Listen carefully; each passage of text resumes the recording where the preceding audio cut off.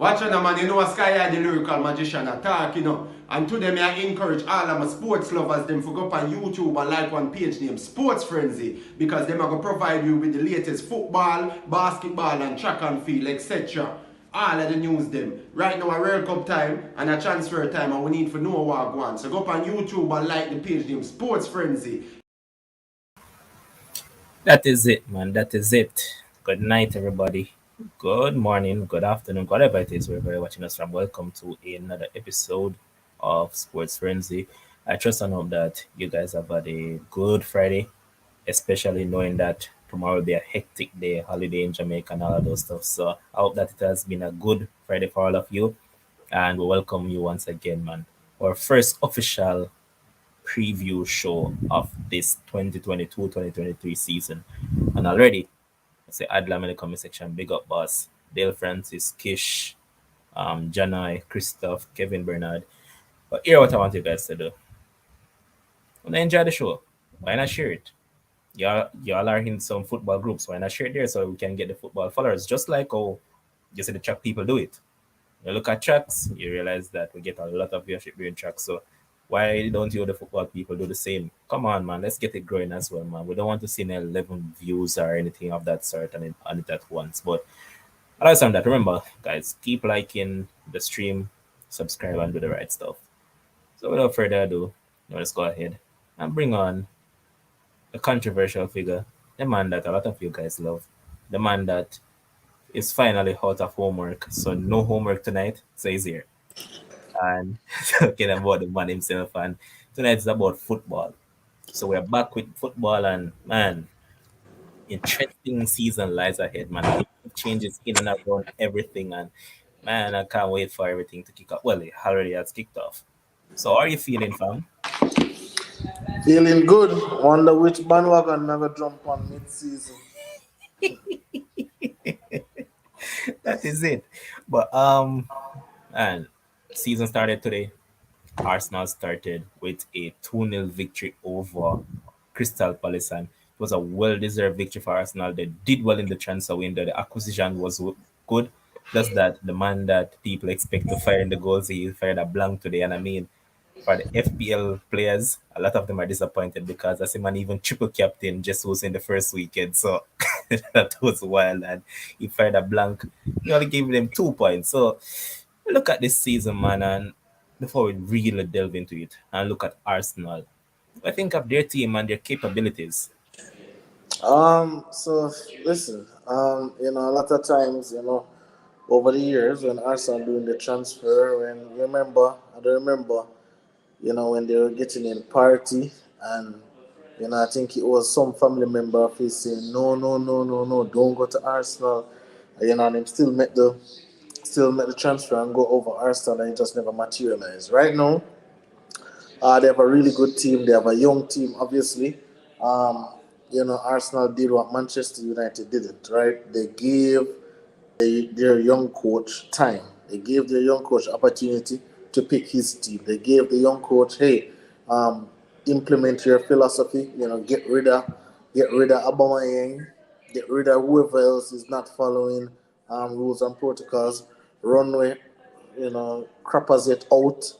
Getting some young fresh legs, some young man who was hungry. Getting Zinchenko, who I think was absolutely sensational today. Obviously, he got the assist, for that first goal. And I think, playing for Arsenal and, on the Zinchenko point, playing for Arsenal and playing for freaking Manchester City is a total different kettle of fish. With Arsenal, you have a little bit more wiggle room. With Man City, you have to be virtually perfect every single time. Uh, but Big up, for the big up Kelly and Nottingham, man. That is what we love. You don't really follow football or anything of that sort, but here you are. We appreciate that. That is what we like to hear, man. for this Arsenal team, obviously, last season I believe that they choked down the line, and we can talk about that ad nauseum. But they choked, and they should have easily made Champions League the position that they were in. But it happens, right? This year the coach, both of the squad, Jesus is in, Zinchenko is in, getting some persons there. I watched Ben White today, and Ben White was looking good today. All But that's right, right so back, eh? yeah, it was looking good today. So listen, they had a fantastic preseason, you know. And a lot of persons, don't play preseason, but I think, for chemistry purposes, for the coach to continue implementing and, just the reinforcement, I think they're doing good over there. But, have them out of the top four. So, let us see. All right, Jason, welcome once again, statistician. So, what you thought about Arsenal performance today, and what you think they'll actually perform this season? Um, well, first of all, big up for everybody that's here and logging in, enjoying our return to Premier League football. For me, I mean, to say the least, Arsenal had a functional win today. I expected them to get the victory over Crystal Palace. So, needless to say, it was a functional victory. I think Arsenal will be held to different expectations this season. They played good football. They were in the driver's seat at one point for Champions League qualification last season, and they just fumbled and allowed Tottenham to sneak in this season after spending so much money. And please note that they were also the highest spenders last season. They will be faced with renewed expectations as trying to be one of those favorites to finish in the top four. So it's up to Arteta and his young charges to deliver, and all of that. I still think there are some improvements that can be made to the overall squad, because if you look past the starting 11, there might be one and two names on the bench that can actually make a difference. But in my opinion, I think they need more if they want to, further. But I mean, it's a step in the right direction. It's a good win today, and they just have to But continue on the same path. but Jason, apart from freaking City and Liverpool, how many other how many other how many more, I guess, teams you can say have a multitude of talent off the bench that can make a difference? And I mean, you more or less you make a good point there, because such is the strength of Liverpool and City right now that even after probably the first two match days or whatever, you find that those two are just going to be far ahead of the entire chasing pack. The rest of the league really has some catching up to do. Tottenham, statistically, as I laid out in a prior show, were the third best team in the league after Conte came in. But even then, they still have a lot more improvements to make in terms of player personnel, because their starting 11, I think, is probably one of the best in the league, admittedly. But beyond that, I think the overall squad, just like the majority of the rest of the league, needs some touching up in order to get the job done. But I mean, Arsenal may probably consider themselves favourites, as mentioned, after such a good preseason. But with Chelsea being on the cusp of things, Tottenham is there. I'm not going to quite sure put United yet, but United will always be a factor more or less. So Arsenal may consider themselves with a positive enough percentage to actually make top four come the end of the season. Bro, I'm just here and I'm kind of pissed. Why these neighbors' dogs won't allow me to be great? Bro, they were quiet all along, and the moment I decided to start the stream, the dog then start make noise. Who let the dogs out? But you know what? Let's get into it, man. As I said, Arsenal 2-0 victory today. I thought Martinelli was good, and I'm really looking forward to him having a very good season for them. Last season it was Smith Rowe and Saka. This season I actually see Martinelli playing that role that Smith Rowe kind of played last season. And what a way to start off by scoring. And Arsenal and Arteta will be rubbing their hands together to know that they made a positive decision with one player in particular, and that is Mr. Saliba himself. Man of the match performance. He was one of the bright prospects in League One last season, French League. So Arsenal fans expect him to kick on, and trust me, he put in a very good performance. He's a really decent talent and somebody who is good enough to actually make a difference for Arsenal this season. I agree with you totally, man. And I think Demo is probably coming. Demo, what going? Bless up everybody. Big up the comment section. Oh God, oh By God. February, all right. Don't you forget it. I hope they save that clip. Of course, man. Somebody took that already, man. No, man, well, I February my birthday next year, so love and I forgot to play that for my birthday. But let's just get into these weekend fixtures, man. And what better way for Demo to join? Because that's exactly where I'm going to go. And you know what? Before I go there, before I really get to that match, quick question. I just want to get this out because there's quite a few things that we needed to get out of the way that we didn't the other day. So, first up, both of you guys, Golden Boot. Who you have as the winner? Mohamed Salah. Jason. Salah for me as well. All right. Golden Glove. Alisson. I'm going Alisson as well. Playmaker. Kevin De Bruyne. Yeah, KBD. Player of the year. I would love to say Sancho, but I would love to say Sancho. Let's be realistic. But I'm going to go with Mohamed Salah. I mean, there's only going to be one. The Egyptian king. I just wanted to get that out. I see Adlam saying Salah all day. Dale Francis also saying that Salah, that in regards to the Golden Boot. Dale Francis saying Kevin De Bruyne, I think that's POTY. Christoph saying that Trent for Player of the Year. And I think I mentioned it. I think I mentioned it to Demo before.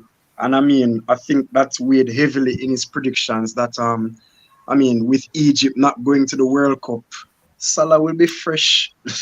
Yes, man. Yeah, exactly, and that's where I was getting. And it's not only the fact that he'll be fresh, but Salah just never seems to get injured. He's always there for all of the games. And, if him not get injured, he's our penalty kick as well.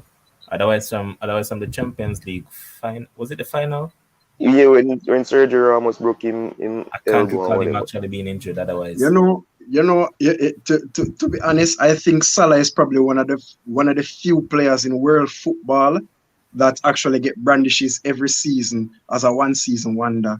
From he made his debut in the league 2017, or should I say at the end of 2018 when he had that magnificent season, everybody is waiting for the next season to say that Salah goals or something is going to dry up. And trust me though, Jason. I won't say that I'm the biggest of Salah fan because I'm not. But it's when it comes on to being objective and just give our guys flowers. This man has easily, I want to say easily been top 5 in the world for the past 3, 4, 5 seasons. Easily. Deserve it. Yeah. You see, and it's so easy for us to say.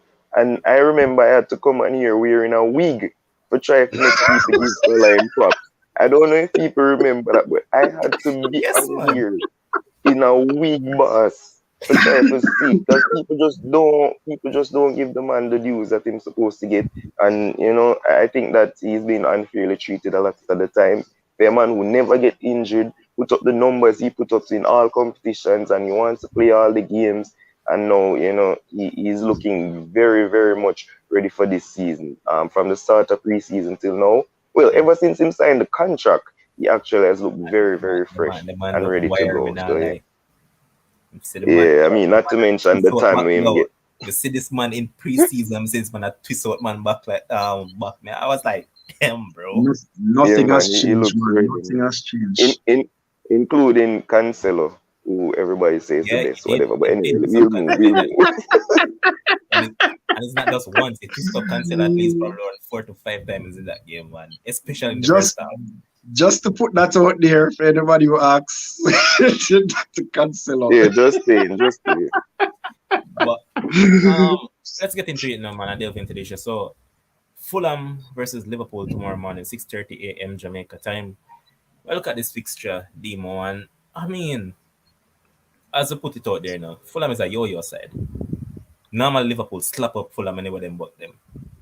Now, look at this one, man. I know that Fabio Carvalho and Harvey Elliott, they're now look and I said, please don't swallow this team. But when you look at your boys, what do you think your boys are going to do tomorrow? Actually, I mean, the last game I remember playing against Fulham, I think we lost 1-0 when we went there. And when they were in the league, I mean, we were on a horror run, obviously, and they beat us. I remember that game quite well. Thing is, I think this season, even though there've been a few injury scares in terms of Konate, I didn't think he was gonna start anyway. There's been a couple other injury scares in the camp, but I think we should have enough to beat Fulham. I think that the Liverpool team will want to put down a marker. I think that obviously the new signing of Darwin Nunez, everybody knows my feeling on him already. I don't have to go through it. But I think that we'll have enough. I think that Fulham, I know that with the FPL, and I see something wrong with Harry Wilson, so I don't even know if he's going to play, and he's one of the main contributors for Fulham in that team, along with Mitrovic, and obviously they lost Carvalho. So if Harry Wilson doesn't play, it's going to make it even worse. So I'm going to go for a 3-1 victory to Liverpool. I think we will concede just because, I don't think that we're fully stick up in, prime. bro. Stick up in. So Fabi Fernandez is saying that Harry Wilson is actually out for 2 months. What the hell? Yeah, that may I tell you, because he was in my fantasy team and I'm there to take him out. So I'm not sure what the exact ruling on him was in terms of the injury, but I had to take him out. So that's a big blow for Fulham. And obviously the free kicks and linking up with Mitrovic from the championship, it's a really big blow. So I'm thinking that it's going to be a lot easier for Liverpool, and I'm going to go 3-1. All right, Jason. Well, Demo, I'm disappointed in you because you sound so conservative in your analysis. Brother, there's nothing about Liverpool should have. There's nothing about Liverpool should have enough for Fulham, brother. This I want to see this going one way. I guess one thing that will be customary tomorrow is the Mo Salah goal, because I mean he's scored on every opening match day since he's been in the league. So expect another one for him tomorrow, at least one. But if this was pre-season, then I could comfortably say Fulham will give him the problems because Fulham has pre-season Pirlo. So. But considering that the EPL is back, I expect Liverpool. This is one side. I'd say 3 or 4-0. I can't say how Fulham keeps out a team that has scored 147 goals across all competitions last season. Yeah, but Jason, I think the added effect of who the coach is, I think Jurgen Klopp hasn't beaten Silva for about 3 games straight or something like that. The last time we check it. So I don't know if you might have something over Klopp or whatever. So I just have to go a bit conservative. Sorry, that ain't gonna work tomorrow, bro. I'm a big lover of stats, but all things have to come to an end. All right. Yeah. So Jason, remind me of your scoreline. I'd say 3-0 favor Liverpool. Kems. Another EPL season, another cowardice talk from Demo. Oh, this Fulham. What's new? Listen, Fairman will love him team and jump up him team when he come on to, we're going to win what him said they're going to win? The quad. We're not going to win the quad. I'm surprised you come on here and talk about Fulham. Listen, I'll just say this really quickly. Demo came on here and he said that, hey, the team that wins the Community Shield often is the team that don't win the Premier League. So I guess Demo has already conceded the Premier League, so that's why he's coming with this kind of energy. Probably that is it, right? But as Jason said, this will be a walk in the park. I'm going 5-0. This is an absolute joke. What I believe Klopp is going to do, I think Klopp is going to be serious from ball one. Having losing the league by 1 point and this point and that, you know, I think he's going to be serious and take every game seriously. Nothing will underestimate any team. And let's just be honest. Look at the talent of Liverpool and the talent of Fulham. And here the game is not played on paper, but Liverpool is just way too good to lose or draw to Fulham. This will be a 5-0 thrashing, and it could be even 7, 8, or 9. But I'm going 5-0 Liverpool. Diaz, I not understand, like, why? To dance and them. So, wait, Jason, I'm sure you said 3-0. And me say 3-1. Why everybody in the comment section take me and stop it Demo Liverpool win? I say Liverpool are win. Because you see them conceding. People are saying that they're not going to concede and it's going to be a cake. No, the people and Kems I put fuel to the fire like some never say Liverpool are going to win. 3-1 is a dominant score line, boss. I like them say we're going to. Alright, Pepe, you know what I want to do though, because I know that you love these things, man. So Pepe, just stay tuned, boss, man. We're going to give out those picks, man, because we need just better jump on board and give us some sponsorship with us. So just stay tuned, man. We're gonna get there. So Mr. Adrian, Mr. Adrian comment about noodles hat trick. A Salah noodles? Hold on a second. No, a Darwin them call that. Oh, Darwin, okay. Alright, so after MTV, this is never and will never be a Liverpool channel. As long as I'm alive, that will never happen. I know says a Chelsea man, but they're on this platform currently is one Liverpool man surrounded by his most hated club. So, big Don't difference. watch the Aston Villa shirt. Yeah, but after nobody watch him under the Villa shirt. It's a United man. So, yeah. But what was I about to mention? But that's them go first name and them fantasy team now where there. Yeah, me just look on Demo fantasy team and see what I go on. Why that necessary now? We need to see how much Liverpool players are having there. We need to see how much Liverpool go to players the are games. I'll get there. Make you go to the I said the games. boss of Jesus in them team, triple captain.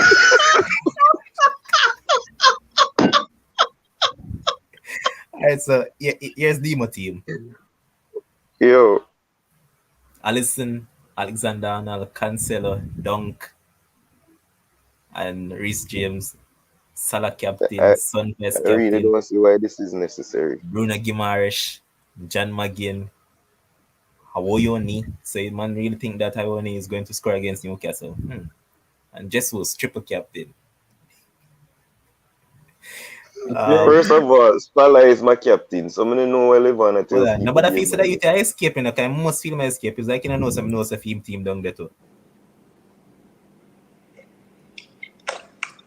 Big Look side. at this man tell me saying I go hot score Big my one. side. So watch it. Alisson, Cash, Van Dijk, Cancelo, Big side. Salah, Ward-Prowse, Foden, Coutinho, Haaland, Wilson, Gellert. Big side. Gellert probably didn't even get game time this week.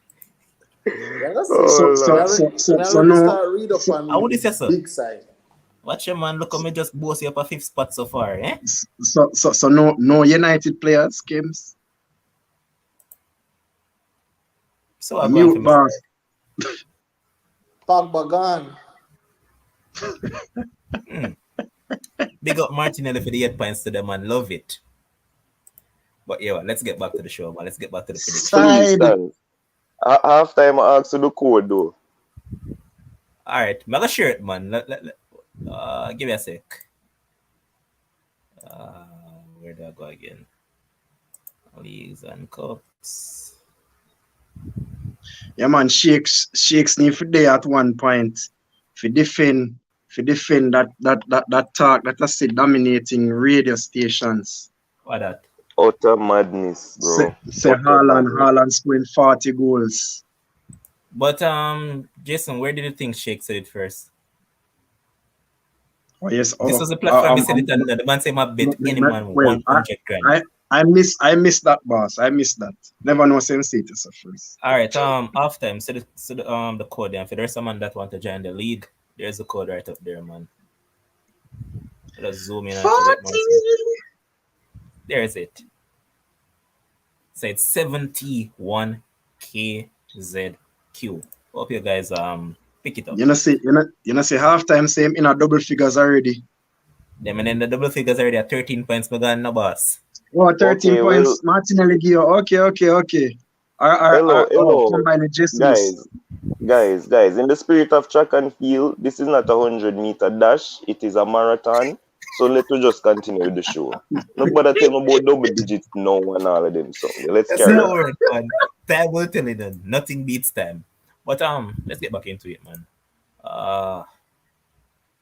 Next game that we're going to look at. Why is this thing freezing? Next game I'm going to look at is Tottenham against Southampton. Now, when we look at that one, I'm going to start with Jason this time. What are your thoughts? Because Tottenham have done really well in this transfer window. They have acquired some good players and they're still seeking to get in more players because at this point in time, they're trying to get Destiny Odoji. I think you probably know him from Udinese, flying wing back as well, plays on the left hand side. So when you look at that, he's a good player and all of that. So what do you think about Tottenham and this game? But I think the initial plan is for them to loan him back to Udinese. So they will sign him and then loan him back for the season. Oh yeah, they're going to. Yeah. But otherwise, Tottenham, of course, with their business it's good. It's a good season to be a Tottenham fan under a serious coach like Antonio Conte. You know his record is one of the best when it comes to league football. So many persons expect Tottenham to actually, cause some issues to the top two. And as I said in a previous stream, honestly speaking, I wouldn't be surprised if I see Spurs finishing in the top two.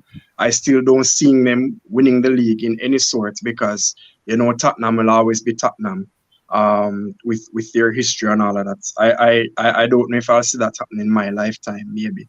But as I mentioned, Levy has backed Conte to the hill. They have gotten some decent players in Bissouma. Man, they must spend so much money, brother. Yeah, Richarlison is a decent player on his day, Demo's favorite. So, and Jet Spence, I expect to be a good signing for them, have some good impacts. So overall, he should be happy with his transfer window. And again, I have Southampton as one of my teams to be relegated come the end of the season. So I just don't think they're going to have enough quality throughout the season. They will have to have another magnificent season from Ward Pros to even think of surviving. So I'm going to go with a Tottenham winning this one. So I would say 3-1 to Spurs to kick off the season. All right. And after, if you feel like jump on after, I drop the link in the comment section so you can just chime in. And big up yourself as always, man. I was on your live today, never commented, but I was watching the track live that I did today, man. But Kems, Tottenham against Southampton. It's Spurs and Southampton. Correct. Listen.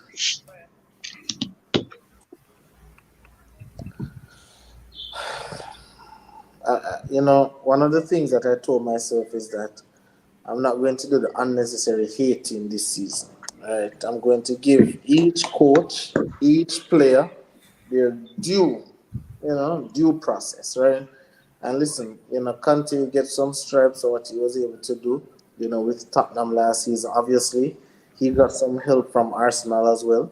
Because if Arsenal had took care of business against those easy, cheesy teams, then, Conte wouldn't have the opportunity to get any praise. But, this is football and that is what it goes.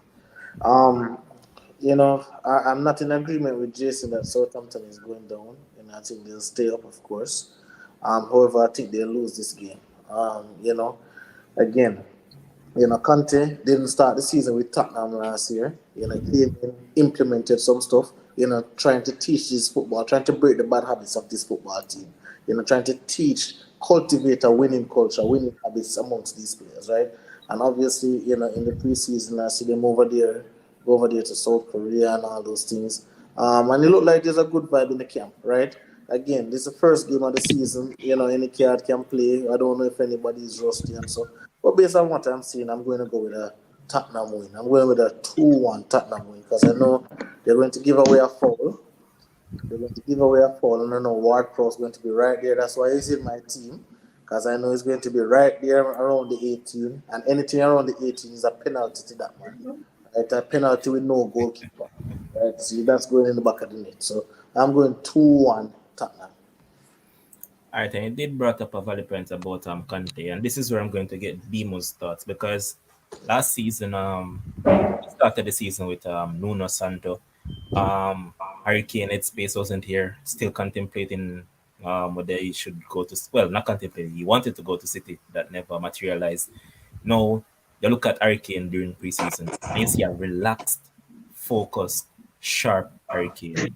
And with it in mind that now they have a settled coach, Conte started the season with them, and there's one thing that we know about him. It might be crappy in Champions League, but it comes down to league football, this guy knows how to win. And especially with the team that he has assembled, and this team right now looks like him. This team literally is a mirror of Conte. So when I Solid factor in all team. those stuff, Dino, I think about this Tottenham game. I mean, you can hear me, right? Sure, yeah. Yeah, so I mean, it's not just about this game, and this is one of the games where you can count 5, 6, 7 for me. I think Son will have a wonderful game and score a bag of goals, and I just don't think Southampton will have enough to contain this team. Jason mentioned that they added some decent players. I think Bissouma was a big player for them in that team, and playing under Conte in the system that they'll be playing. He'll be a big part of that team going forward. And now you add, I mean, people them rate Richarlison, I guess. I don't know why. But he's on the backup along with what was out one of the best top threes in the world last season with Kulusevski, who must say move like Transformer, and the rest of the man. Like, yo, they were on fire last season. I know you had Richarlison who can give you the odd goals. I think that they are going to they can possibly upset the top two this season. So it's not just the fact that they'll win this game and win it handsomely, but they can upset the top two. And if Bissouma injured, and well, I never know that. So if they are injured, I mean, I still think that Spurs will win this game easily. I'm going 4-0 Spurs, and I think that Conte will be right up there. Like I said, I have Spurs finishing third, but they'll be right up there in the title battle for a while. All right, brother. Next game we're going to look at is one that concerns a man that for some reason or the other, man is wearing a jersey. And if you look at the back of that jersey right now, I kid you not that you will see Leon Bailey. And guess what?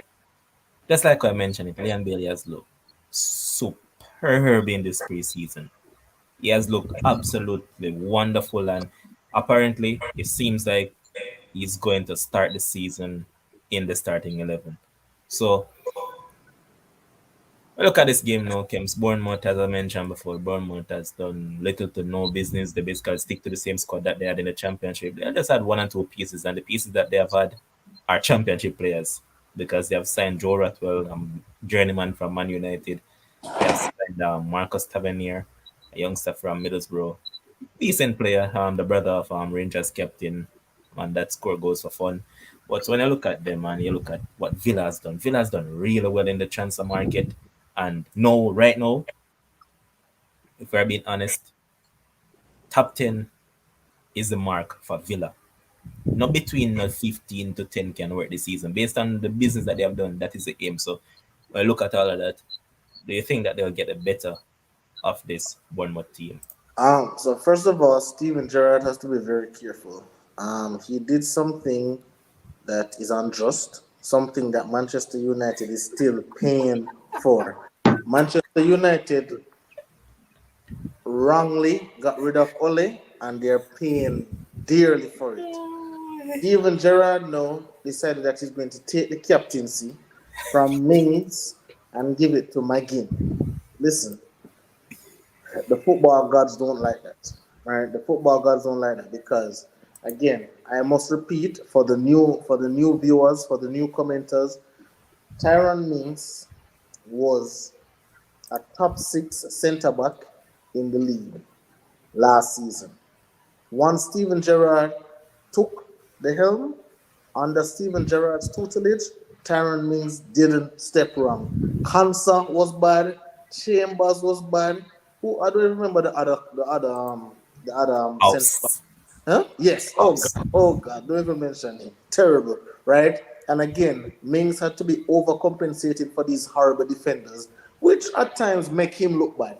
Right? And again, that is why England can't bring it home yet because Gareth Southgate continues to disrespect Mings. Continues time and time again. Not even bring the man the other day when they were playing those qualifiers. But listen, no, to Aston Villa. No, as a matter of fact, let me address Leon Bailey. Yes, what Leon Bailey realized, this is not Tapa Whitmore.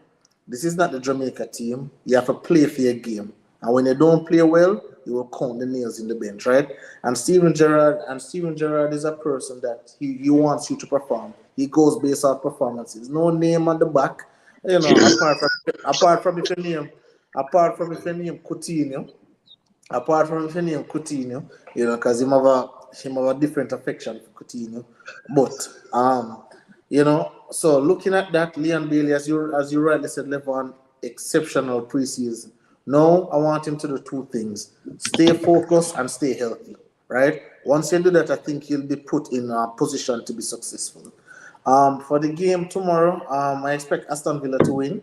I've watched their preseason games. Their preseason games has been up and down. The one against Man United, obviously they were poor in the first half, and the second half they kind of stepped it up a bit. And you know they played against some other teams, and so lackluster at times. But you know Matty Cash was there, and you know Ings, and you know these guys have been putting in the work. So I expect a 2-1 victory. I expect an exciting game, but I expect a 2-1 Aston Villa victory tomorrow. And one last thing before you pick on someone else, even though I believe that I'll give Gerrard a little pass because I think what Gerrard was really saying, and I'm paraphrasing that, you really wanted Mings to focus on the defending aspect, and you don't want to worry about being a captain and defending, rallying the troops, talking in the meeting. You just want him to focus on defending. So I think with that I can give Gerrard a pass where that is concerned. I agree with you in the sense that he wants Mings to be focused, and focus in the sense that he'll be focused driving down those nails in the bench. That is what Mings will be doing this season. He's starting tomorrow. Tomorrow, don't be surprised to see Diego Carlos and one Ezri Kansa. That is the partnership. So, as I said, Mings are going to focus on sending down those nails in the bench better. If Mings don't start, if Mings don't start tomorrow, is an L for Villa. We shall see. But with that being said, D-Man was going to go to you now because Kim's just talk about the yeah. I mean, right to mention Leon Bailey, and even Steven Gerrard has come out pre-season and heaped a lot of praises on Bailey and say he's going to be one of the key figures for this season if he continue to work like he's working. So that's interesting, especially from a Jamaican point of view. I think that Bournemouth just seem so toothless. I know Solanke got a bag of goals in the championship. Everybody knows that when Solanke came to Liverpool, well, when he was playing for Chelsea and scoring all those goals with Tammy Abraham and stuff, we thought that he was going to light up the league. Didn't really get his chance at Liverpool to show himself, and then he went to the championship and he bangs goals.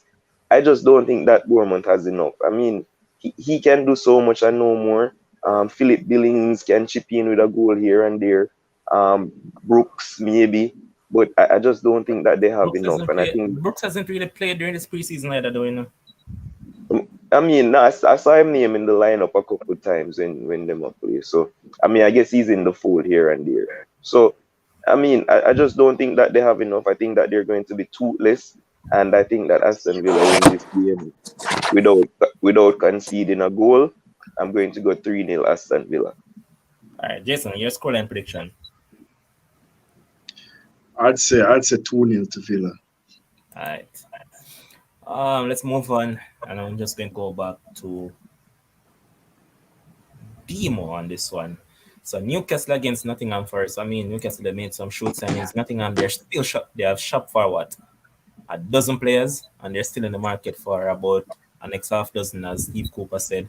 People are saying that it will be detrimental for them, but what a lot of people are not actually realizing is that a lot of players that did well for them last season were actually loan players or players that their contract would have been up this summer. I think it was like what, between six. I think it was between 6 to 10 players there that was either on loan or contract was up. So they needed these signings. It's not a case as they never need them. They did need these signings. So when you put that in mind and all of those stuff, and you look at Newcastle on the other hand, gone about the business quietly. Even though I think Eddie Howe still needs some more players. I think he still needs a striker. But you look at it, and what I think will happen in this game come tomorrow. Oh, what I think will happen is that Saint Max will have a field day tomorrow against this team.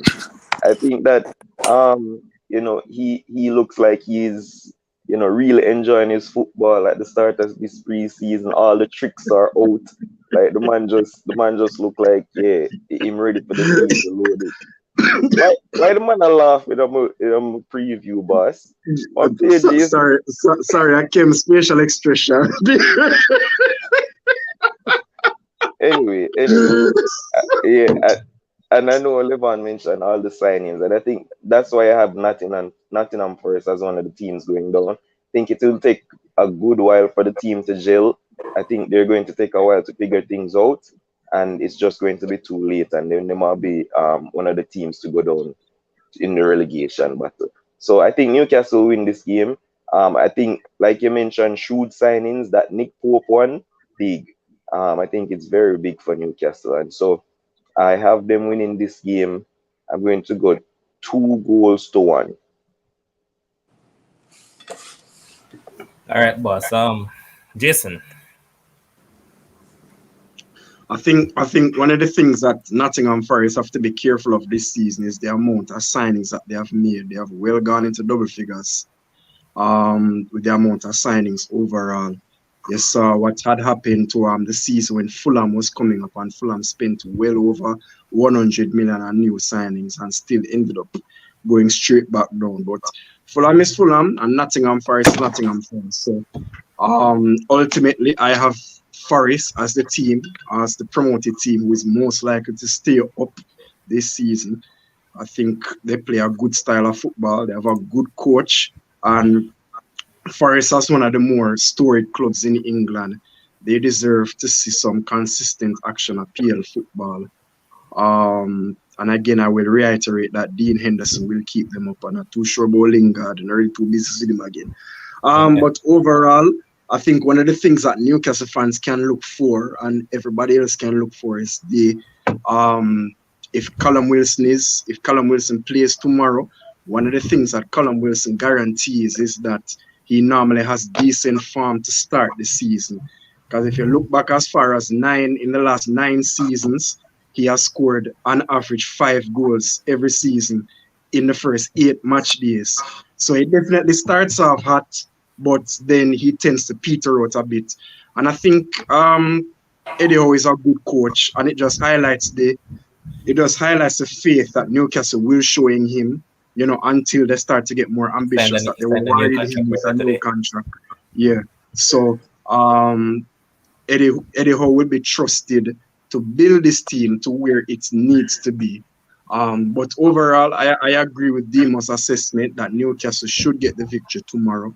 So I would say 2-1 as well in Newcastle's favor. All right, boss. And before I get Kim's prediction, Kim's, Adlam say need to send him the address, brother, because don't look good for your college man phone keep on drop down. So they might purchase a tripod stand for you, so you need to send Adlam the address. All right, boss. I'll send it to you as soon as I'm finished with the live. Thank you, college. Yeah, man. See, Michelle said they must start a GoFundMe for you, fam. Thank you, peeps. Thank you. Thank you for. But big up to all the people in the comment section, man. You know that you guys are the one that keeps the show going. So big up, man. Keep on liking the content, keep on subscribing, keep on doing the good stuff. And big up to all the first timers and big up the regulars. So Kems, this Newcastle against Nottingham. I said W4 Newcastle, even though I heard Demo mention some madness because you remember we were critical of Rashford at one point, so Rashford might say I'll 5, 6, 7 man in front of him and just run into the roadblock. I watched St. Max in pre-season, and St. Max couldn't beat a man. In dribble over the ball over and over and over and then run up in a roadblock. Saint Max. Eddie O himself came out and said it. Listen, Saint Max is the kind of guy that they use and play FIFA. You know the game FIFA Street? That's the way you Saint Max and do all of them kind of trickery or something. But for this game, boss, honestly, I'm picking a draw, right? I'm picking a draw. I'm picking a high-scoring 2-all draw. And this is why, right? And I'm going and I went and I look on some stats specifically for this game. Just like I know Jason is a stats man, but I never hear him mention it. So let me go ahead and mention it. In the last 11 opening day matches, Newcastle have only won 2. All right, they have only won 2. So that's really not a good percentage for them. So I'm taking that to the bank with me. That's one. The other thing I'm taking to the bank with me is just that, Nottingham Forest back in the Premier League. The players will be rearing to go. The coach will be rearing to go. And I just think that, facing a team like Newcastle, obviously, they finished last season on a high because they were in survival mode, right? It was in survival mode, quote unquote. They had to try and get a result out of majority of the matches. No, new season, we don't know exactly what to expect from them. I'm thinking Nottingham Forest is going to give them a shocker. I think Nottingham Forest will go up 2-0 and then Newcastle battle their way back and go 2-all. I'm not going to comment on that St. Max dude. I'm just going to let him, I'm just going to let the action do the talking. Again, I don't think that this guy is good enough. I know Newcastle is trying to shop him. That's the last thing I heard. In the papers, Newcastle is trying to shop him and get in some real talent. No papers telling that. No papers. You can't. How this man ever tell me my sources? I'm my sources, boss. Sources. I'm my sources. I think I saw those sources too because I saw that he was on the market, but there was no suitors. Yeah. Like the reason why he's still at Newcastle right now is because right now the market's small for him. And you can look at it anyway you want to look at it. But for the game, I'm going with a 2-all draw. I think Nottingham will come out there with the fighting spirit, go up early, as I said, and Newcastle batter back. So 2-all draw. All right, say no more. Next game that I'm going to move to, and I'm going to let Jason go ahead first with this one. But first up, Leeds, they have done a lot of business, man. They lost Rafinha, they lost Calvin Phillips, and you know that those two guys were influential into the survival, especially Rafinha.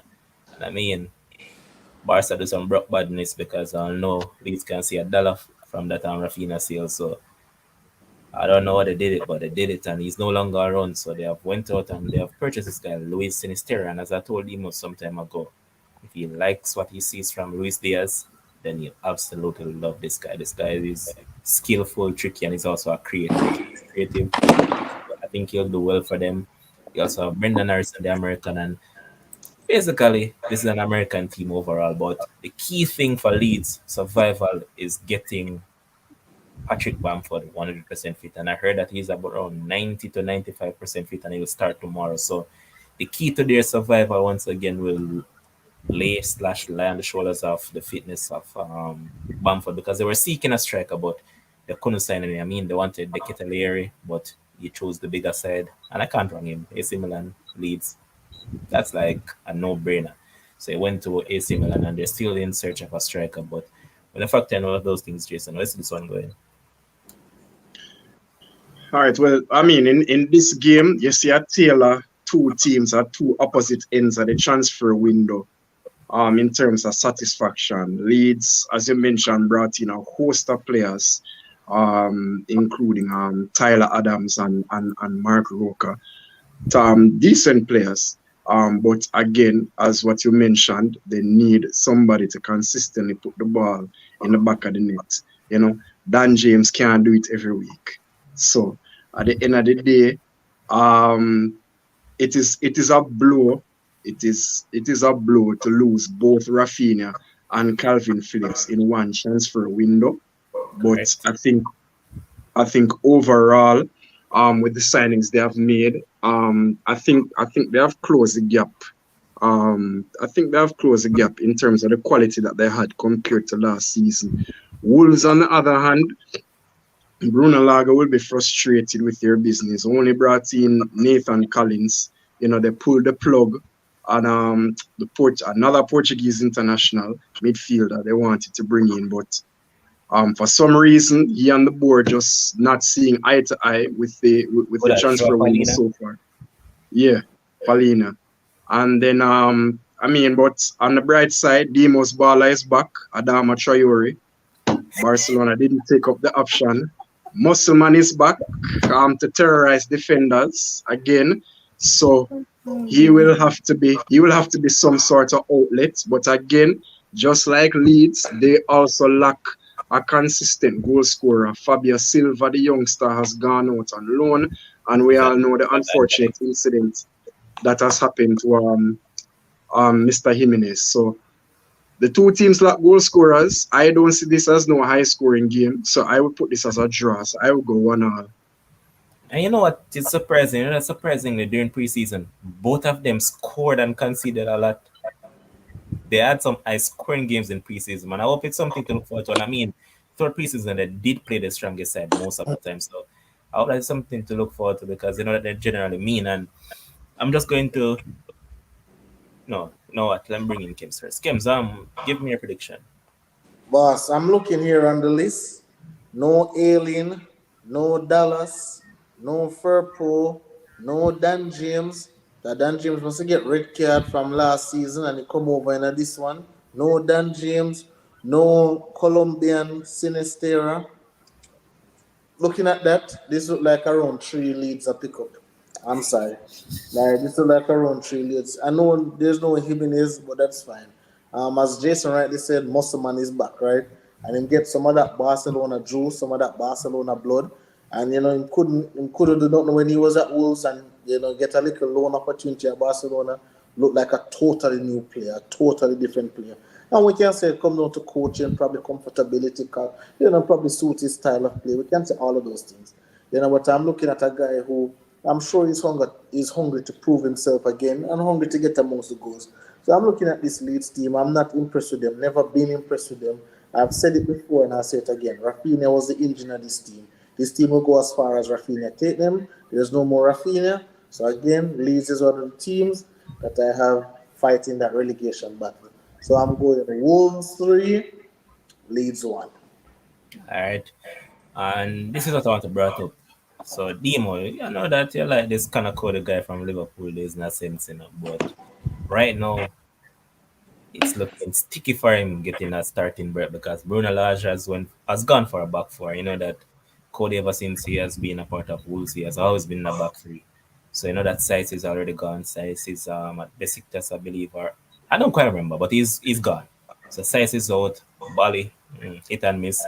So right now, as it stands, it's Nathan Collins and Max Gilman that are the two centre backs that will start in that defense. So when I factor in these things and the lack thereof signings for Wolves, I mean, as Jason Ryder said, Nathan Collins has been the only signing, and the man that has looked the best in preseason for them, that's Morgan Gibbs White. Apparently, they want to sell him because Nottingham Forest is still offering about for him, and I don't know why they really want to let go this guy. He always done well on loan, and whenever he returns, they send him on loan again or just get rid of him. So, when I look at that, what I think about this game, I think about Wolves overall and the whole situation. Well, I mean, I think we're going to get the same what we get from Wolves all the time. They're going to look to be defensively solid. And then whenever they can get a goal, they'll get a goal. With Traore back, they'll have to depend on him. I don't know how long Jimenez will be out for this time. I don't know what the situation is. I don't know what's happening with Neto either. I mean, they've just got injuries to big players, and I mean, Leeds are the same thing as Kim's just point out with all of those players out. The thing is, I'm sure I saw Bamford almost score a hat trick when Rodrigo scored enough goal to in a preseason game. So I know he said that he was like 90% fit, but if he was scoring so many goals, and I know everybody hype up Jesus preseason. So I mean, if he's scoring goals in preseason, he's doing something right as well. So you can never write off Bamford. So I'm going to go for a Wolves win. The Cody thing, I mean, I have to watch and see what happens. I don't think you're going to just disregard the captain so and just ship him out I heard that they're planning to and change sell him. captaincy, though, you know. Oh, yeah? Yeah, I heard that To who? is that Jose or what's his name? A Portuguese regular young man. starter. Somebody who's going to be starting regular. The Portuguese Is one. a Moutinho, you thought? Portuguese Yeah, Motina. is a Portuguese bias thing that, but then anyway, it don't really matter. The thing is, I'm going to go Wolves 2-1. Hmm. You know what? Jason, you already gave a prediction, right? Yeah. I'm going for a Leeds win. I'm just kidding. I'm not predicting anything for this. But let's move on. Let's move on to the late game on Saturday. So it's Everton versus Chelsea at 11:30, and Lampard probably disappointed that he hasn't done much business. They have got him Dwight McNeil, and he did score a double the other day. They also brought in Tarkowski. They're on the cusp of signing Amadou Onan. Yeah, Amadou Onan, I believe. I stand corrected. If I'm wrong, I'll just go back and check it. But I think they're on the cusp of signing that guy. I know that his first name is Amadou, but I don't remember his last name. I know that he's from Lille, and West Ham wanted him, but they said Lampard called him another 1v1 conversation with him, and he chose Everton over West Ham. So they're on the cusp of signing him, but he won't be there in time to play this game. So look at what Everton has. Look at what Chelsea has done. They have signed Sterling, Kalidou Koulibaly, Mark Cucurella. Yeah, so I was correct. His name is Onana. So Mark Cucurella, all those players. And they signed the youngster from Villa as well in Karni Chukwumeka and those guys. So, Kim, so I'm going to start with you this time on this one. I look at this game. How you see it going? Um,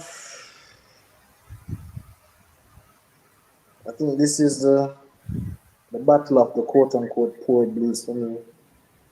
Again, um, I don't even remember the coach name right now. So I've not been interested in Chelsea this season. I'm really sorry for my baller Raheem Sterling. I see Sergio Aguero came out and say, "How can City allow this guy to leave? You know, he has done so much great things for City." And I asked the Chelsea fan Ryan the other day, how is it that Ryan? Because how is it that Sterling is going to fit when he's missing those easy empty goals? When he's not playing up to par? Because we know Sterling, he'll have his times when he can't stop scoring, and then he has his times when he can't score, right? And we know Tuchel doesn't really have that much patience, right?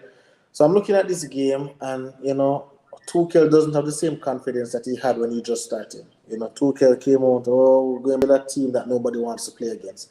Right now, I'm hearing him backtracking and saying things that I don't know if we're going to be ready for the start of the season. I don't know what's happening. These guys need to get their head in the game and just stuff like that, right? So he's a bit concerned, and if he's the coach and he's concerned, I don't see why I wouldn't be concerned too, right? But where Everton is concerned, I think if Chelsea could have handpicked a team to play, it would have probably be Everton, right? Because we know Everton right now not playing any football. In the preseason, we talk about players and teams that look good in the preseason. Everton was one of them that look horrible, right? They look horrible last season and they're horrible again. And a lot of Actually, persons. actually, contrary, they didn't. No, I think they look horrible to me. Actually, they didn't. In preseason, they weren't. They were good. What you mean? Them never. Otherwise, boss, you see, otherwise from the game that they lost to Minnesota United that they got beaten up. After that, they did look good. I need to see nothing after that. Boss, you cannot lose to Minnesota. Come on, boss. You cannot lose. After you lose that game, I'm not care what you want to do after that. Once you lose that game, but you can't use one game to judge him. Because If that was the case, you don't like you lose 1-0, boss. I don't like you lose 1-0. How much them lose? Four piece without fries. All right. Come on, boss. You're a Premier League team. Come on. You can't lose 4-0 to a team where nobody not even know what the team is. Right? So now looking at that, I'm saying, going against Chelsea, I don't think they're ready. So I'm picking a 3-0. I'm picking a 3-0 Chelsea win. I think Jason mentioned it about Richarlison. I think losing Richarlison, I think that will prove to be big for Everton. He's probably not the best footballer, but he's a hard worker. He's a baller who work hard and he gets into the spaces and then pop up with goals that are very important. So I'm going 3-0 Chelsea. All right, before I get Demo and Jason speaks, I just have to bring up this comment because last season I heard the same thing. So yes, Anthony saying that. Brother. And it is correct. It's not horse, it's horse. Yeah, Forced race yeah, with three City at horse. Liverpool. The three coach them voice horse up. I must that. Oh, but you know what the backside is. The man really got Spurs the City at Liverpool. Like, come on, man. I Hey, may be the That's one that wild a ridiculous. lot on the show when I said the other day that Liverpool won't be in the top two. But for you to say Chelsea will be amongst them, or let Chelsea, us see. Chelsea better hope that them can finish in the top four. Because right now it's not looking good. But Lima, go ahead. Yeah, as we did in the show before, I said I have Chelsea fifth. I have them struggling this season just because things not looking really. I mean, if they go on and get a striker and then get the young, then we can probably change my prediction. But as of right now, I have them fifth.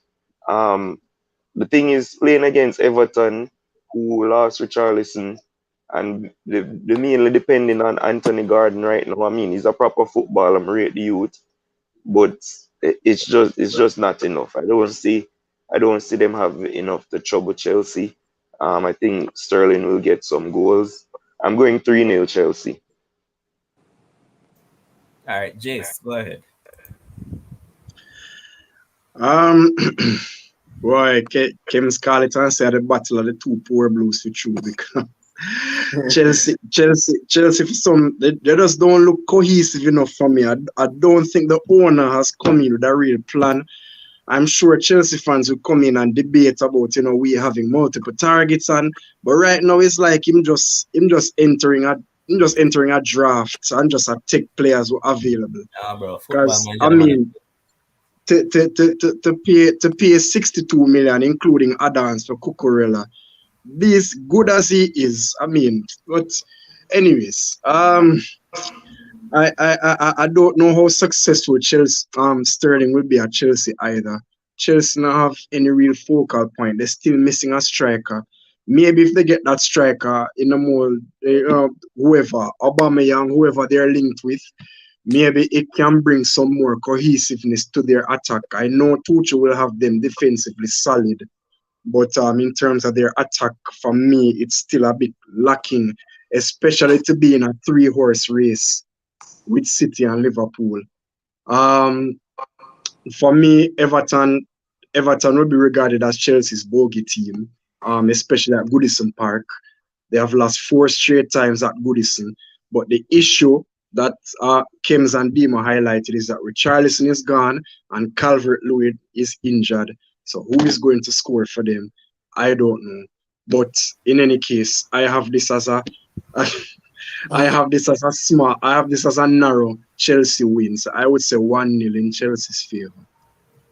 All right. That's not a bad scoreline. Chelsea is a team, we score one and just sit down for the rest of the time. For them, and I know you're going to touch on 11, but quickly, if them come off of the line, the betters do not buy this game. Leave this game alone. This is a game where you leave alone.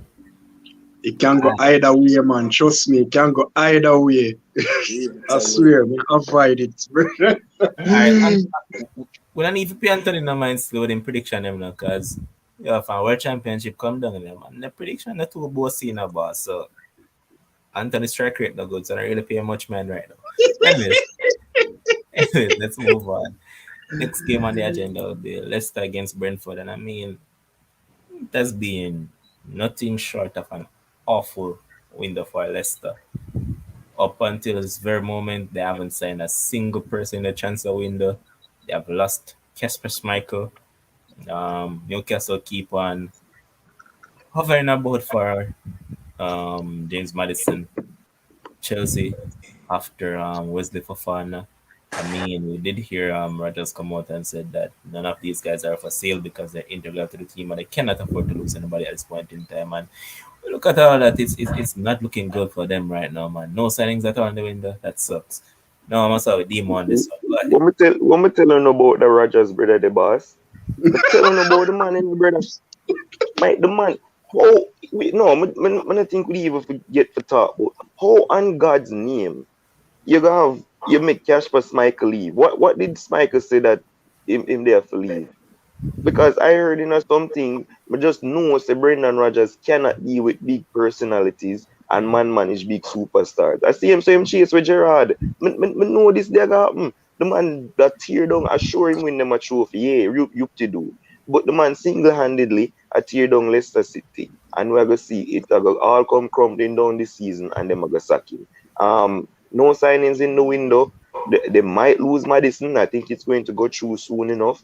And boy, I don't know where to look for Leicester City. They can finish anywhere from 10th and a fight relegation. That's just how we see it for them this season. And they're going to be very inconsistent.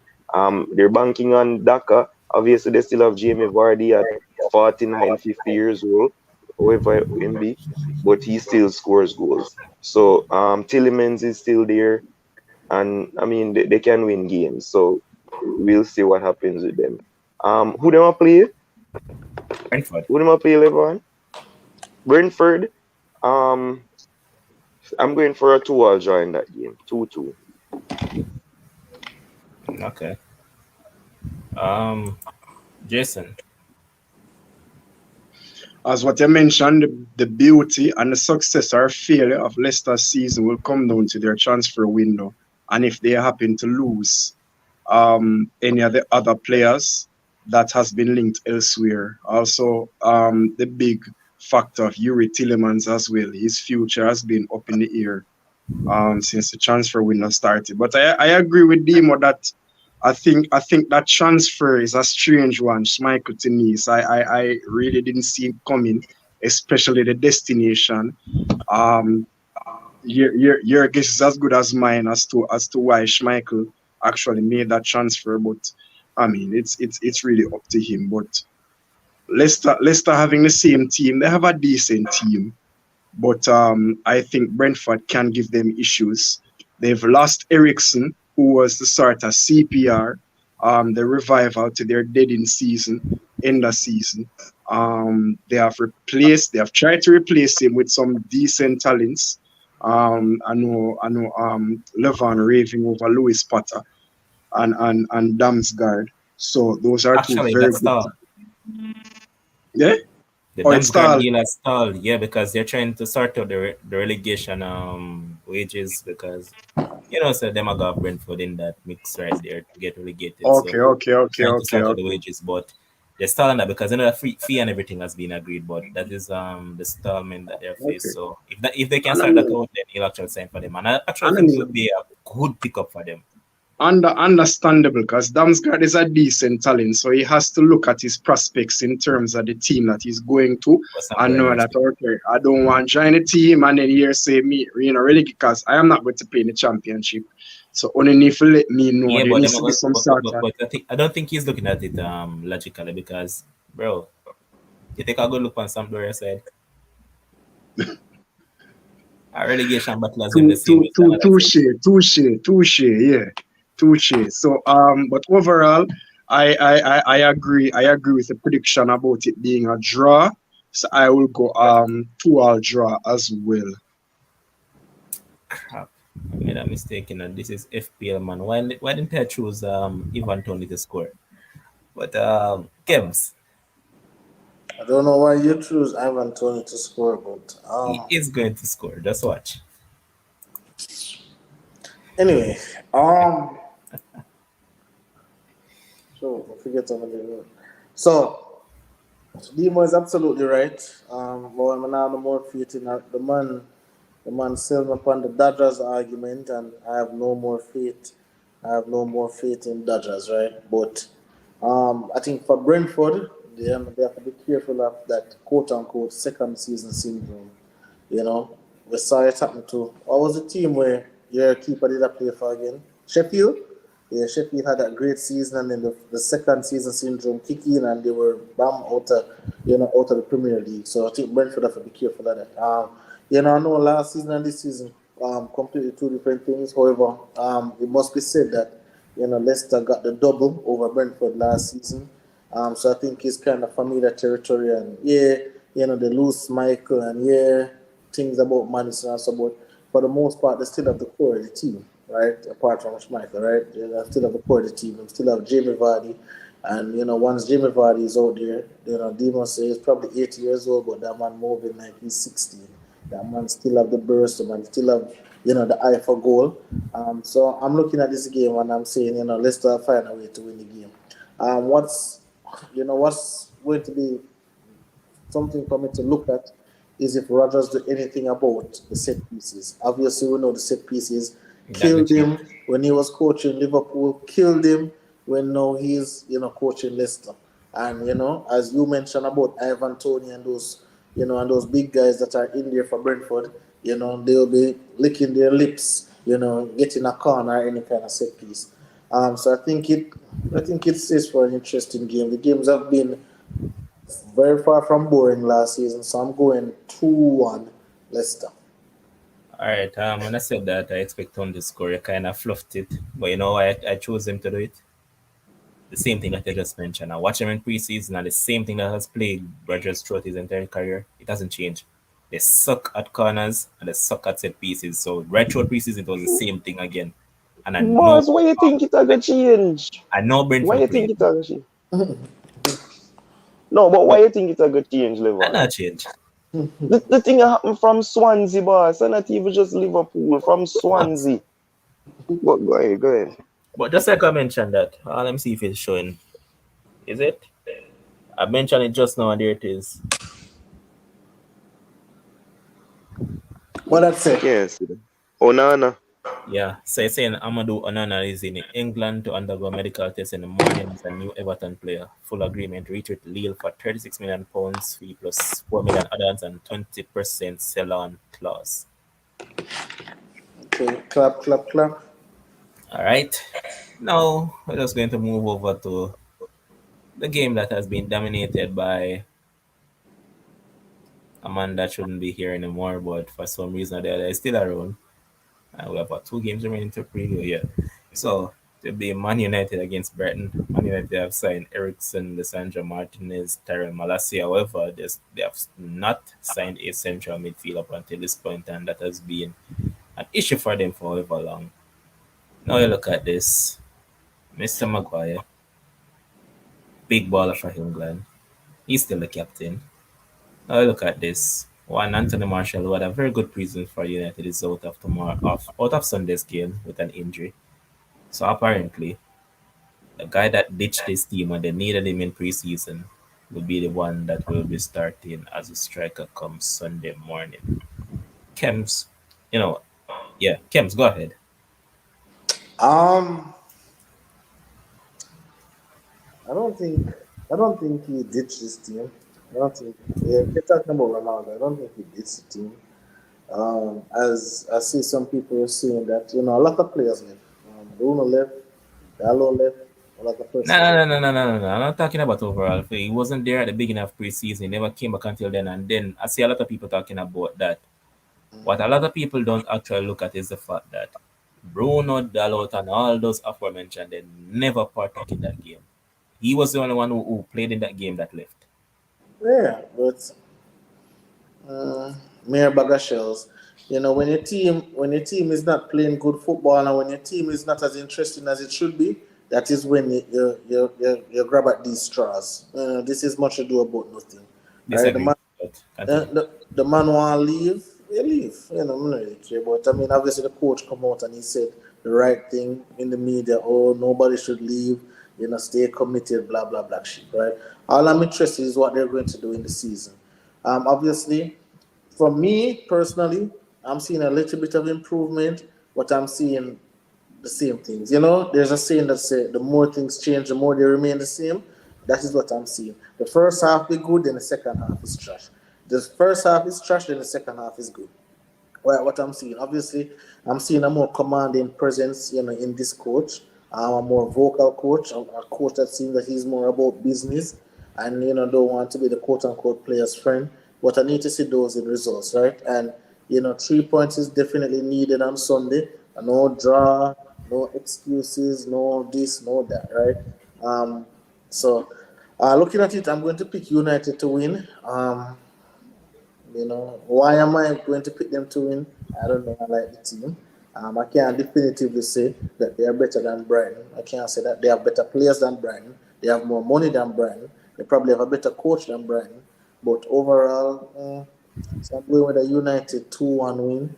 I think they'll still concede, but I think, starting this new season, we get Pogba out. But again, the more things change, the more they remain the same. Because Pogba gone, and here comes Ronaldo wanting to leave, want to play Champions League. So we'll have another player in the team who doesn't want to be there, but is forced to be. Another virus. Yeah, so it's just, it's tough, right? Obviously, if Ole was there, he would know how to deal with the multiple personalities, but he's not. So let's see what Ten Hag has. Let's see what let's see what Van de Beek and all these players. Remember, I hear that when Ten Hag comes, no more sitting on the bench for Van de Beek because he knows how to use it. So I'm glad now he's here. So we're going to see all of this. But again, United, I love the team, so I'm picking them 2-1. All I'll say is that I don't care anybody wants to say. I want that nigga in. I want that dude in the number 7 to leave fully. I don't care what he does this season. Could I score 40 goal on business? I want him out my team. But anyways, Dimo, just give me a score because I know that you don't have nothing much to say about this time. Brighton lose them. Yeah, please. Yeah, exactly. No one Jason for talk about it because it seemed like since when they get Tony Stark in midfield, me here so not go win the league. But I'm going to go. Brighton lose Cucurella. That's a big blow, and they lose Brighton. I think you'll have enough to beat Brighton, especially with those big key pieces move. So I'm going to go 2-1 Manchester United as well. All right, Jason, what you say? Do the number 7 to leave the club, don't? Without question, brother. That is it, man. But just go ahead, man, and discuss this game, man, because I know that if there's one player that you and I are both looking for, well, two players that we're really looking for to see this season is one, Jadon Sancho, and two, Alejandro Garnacho. So let's go ahead, man, and delve into the issue. Tell them again, I don't think the league is ready for little Argentine. I don't think they're ready. If there's one thing, listen to me. If there's one thing that Levan and I are passionate about with regards to United is the depth of our youngsters right now, and our academy youngsters are definitely some of the bigger talents that I have seen for the longest while in a United shirt, and I expect Alejandro Garnacho to join the long list of United Academy players that have gone on to be a success in this football. But again, that is for the future, and this is for Sunday. Brighton is a well-coached team. They have a good coach in Graham Potter. I would like to say thank you to Tottenham and Chelsea for taking Bissouma and Cucurella. I don't have them to deal with on Sunday. However, for some reason, I just feel like Colwell is going to put in a performance if he starts. But again, well, I expect him to start still. As it relates to United, I think the sooner we can move on from Ronaldo is the better. I don't think, yes, he's a superstar. Yes, he guarantees and he scores goals. But I don't think overall he does enough for the team and the foundation for the team, and he's an unwanted distraction. Just imagine we have Ten Hag debut coming as the manager officially at United. We have Wally signings to talk about, so much things, and it's Ronaldo questions dominating the press conference. I mean, it's just not needed right now for what I would consider a rebuild.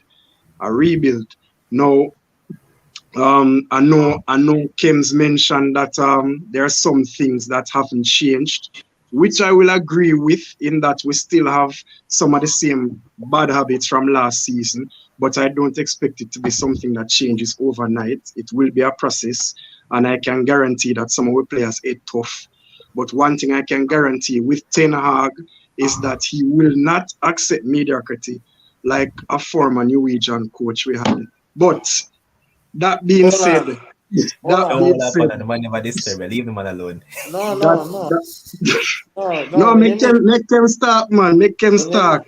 When they make certain claims, I'll address that shortly, right? But that's a little thing. So I'm seeing something that says Lisandro Martinez and Harry Maguire are the centre backs chosen by Ten Hag this weekend. Varane is the third choice. What an expensive third choice. Now, listen, Jason, I promised myself I'm not going to talk about Ole as much as I did last season, right? But listen, again, Ten Hag has achieved absolutely nothing at Manchester United. What Ole Yeah, has come done, off that show. I'm so forward. listen, what Ole has done for Manchester United, again, took over a team that was in absolute shambles. What in absolute shambles, the culture was shot, and he took over that team, took the challenge, embraced the challenge, I'm and so did happy what he that I'm needed not to hearing do. anything that you're saying. Did what he needed to do to get the team back where. So Ten Hag, if he at least make top four, if he at least make some cup finals, and if he listen, if he at least win a trophy. With a trophy, I'm not talking the one where you play against Liverpool and them a jump up. Yeah. I don't want to hear about that. I don't want to hear about that. Win a trophy, win a Europa League, a Carling Cup, a FA Cup, win something. Win something before you can talk about Ole. Stop the cap. Right now, stop the cap. No bullshit, bro.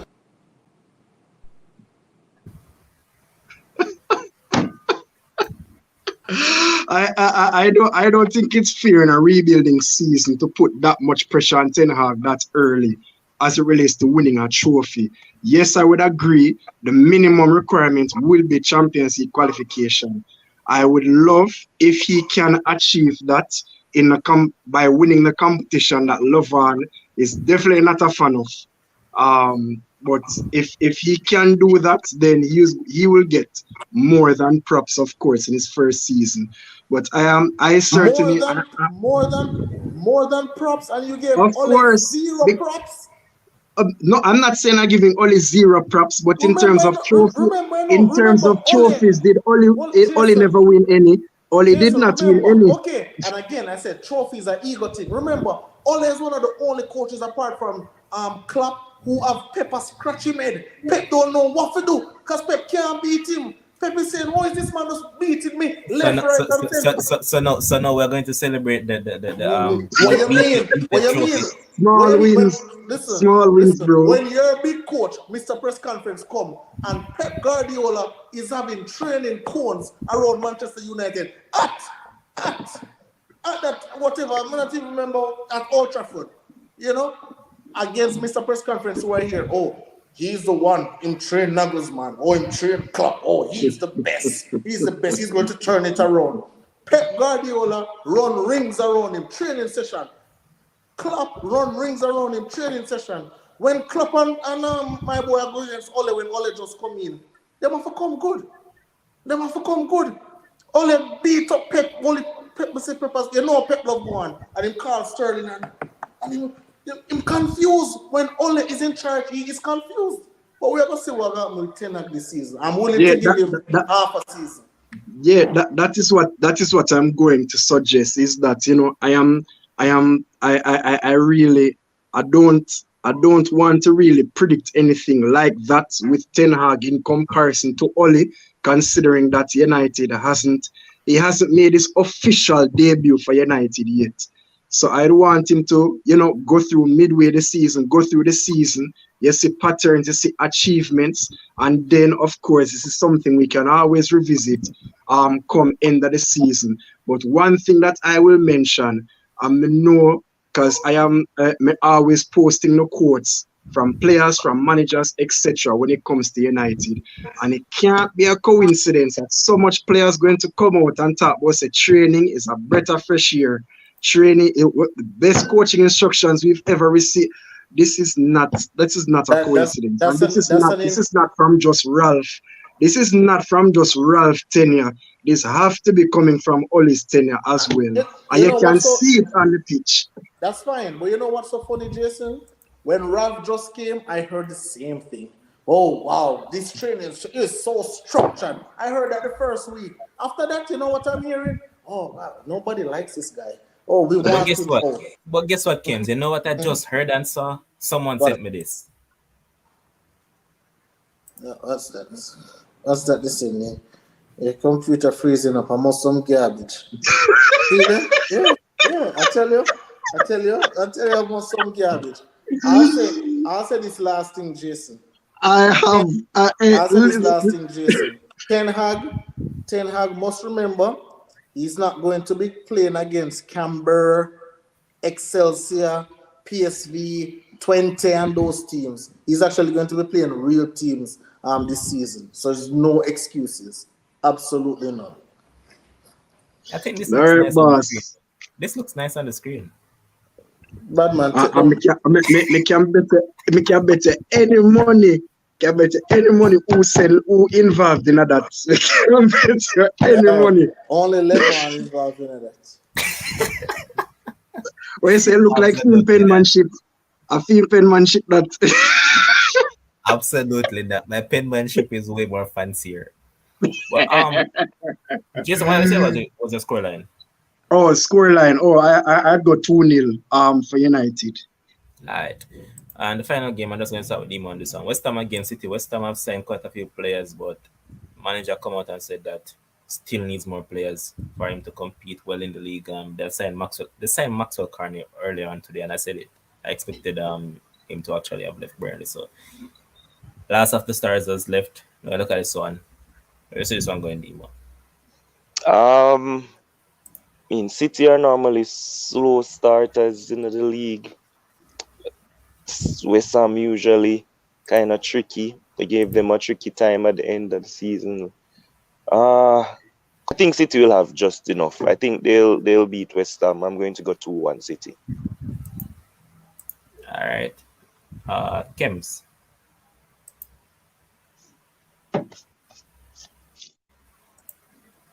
Mute. You're muted. Oh, you look like him on the phone. Still muted. Oh. Jason, go ahead. All right. Well, I agree with Demo's scoreline. I think it will be a tight affair. I think West Ham have the players to give City the way they play. I think they have the players and the ability to give City issues. But I'm looking forward.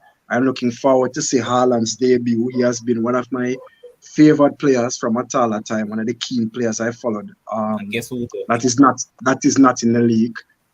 So what? The scammer. I look to see the scammer too. The scammer will match up well against that back line. Oh, Scamacca. Yes, that would be a good striker battle. I think he will do well in the league as well. That was a very. I don't think people understand how much of a good pickup that is for West Ham. There is. I think there is a stat. I think West Ham have picked up like 50. The last 50 strikers that they've actually signed, only 30 out of the 50 have actually scored a single goal, at least a single goal for the club. So that means that there are 20 strikers who did not score a single goal for West Ham, and all those 20 actually played for West Ham. So, but I don't think Scamacca will have any problems with that. I think he has it well in his to really keep West Ham in that European battle. So they will be one of the best of the rest favorites outside of the big six, of course. But again, I expect City to win. Tight affair, as I mentioned. I expect Haaland to score and put all of the Community Shield nonsense to bed about him not adjusting well to the Premier League and against PL opposition. And I also love to see my South American Julian Alvarez as well. Hopefully, with the 5 subs, Pep can make that be reality. But I will say 2-1 in City's favor. All right, James. Jason, you have to understand with all them people play football. Trust me, Alan score a hat-trick tomorrow, and then everybody FPL team. I swear to you. Are the biggest thing. And then the next week, he miss an empty goal, then we'll go back to the same cycle. Right? Because, listen, I think, unlike Jesus, Haaland is somebody that I put in my FPL team because I think he's going to give me a lot of points. Come Sunday. I think he's going to give me a lot of points. I think he's going to play well.